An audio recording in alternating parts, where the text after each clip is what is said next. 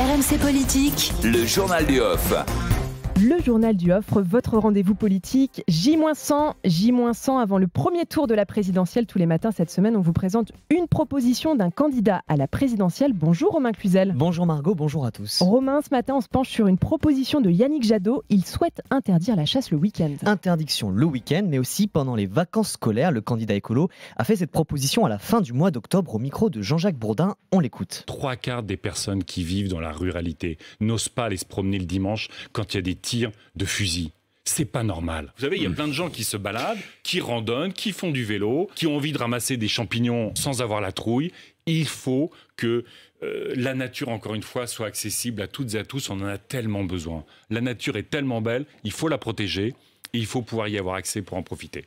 Alors encadrer la chasse, c'est une revendication ancienne pour les Verts et une telle mesure a déjà existé en France. En 2000, une loi prévoyait un jour sans chasse par semaine. Cette loi, elle était portée par la ministre de l'Environnement de l'époque, Dominique Voynet, une historique de ELV. Mais cette mesure a disparu 3 ans plus tard. Sur le plan politique, c'est aussi une manière pour Yannick Jadot de se positionner sur un sujet grand public et très clivant. Et d'ailleurs, Romain, les réactions n'ont pas tardé. Les chasseurs ont été les premiers à dégainer. Willy Schrein, l'influent président de la Fédération nationale des chasseurs, s'offusque.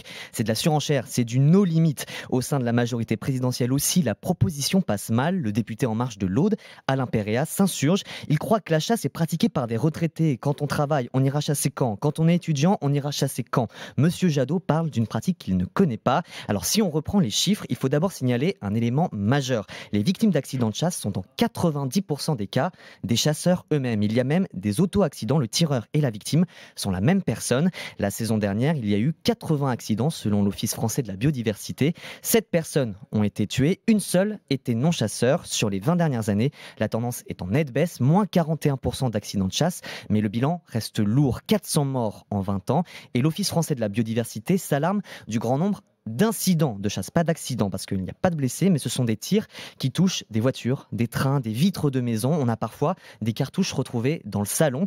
Les dernières statistiques disponibles en 2019 montrent une hausse assez nette, environ 130 incidents de ce type en une saison. Et Romain, sur la chasse, quelles sont les propositions des autres candidats? Alors en très grande majorité, ils sont contre cette interdiction de la chasse le week-end. Marine Le Pen refuse d'interdire une liberté immémorielle selon elle. Éric Zemmour dénonce une grande hypocrisie et Nicolas Dupont-Aignan lance carrément les écolos nous emmerde, voilà, pour ça, ça c'est dit. Ça le mérite d'être clair. Voilà, même dans l'équipe d'Anne Hidalgo, on refuse l'interdiction de la chasse le week-end. C'est Carole Delga, la présidente de la région Occitanie, qui a pris position. En revanche, Jean-Luc Mélenchon est plutôt du côté d'Yannick Jadot sur ce sujet. Le leader de la France insoumise est favorable à une interdiction de la chasse, mais que le dimanche.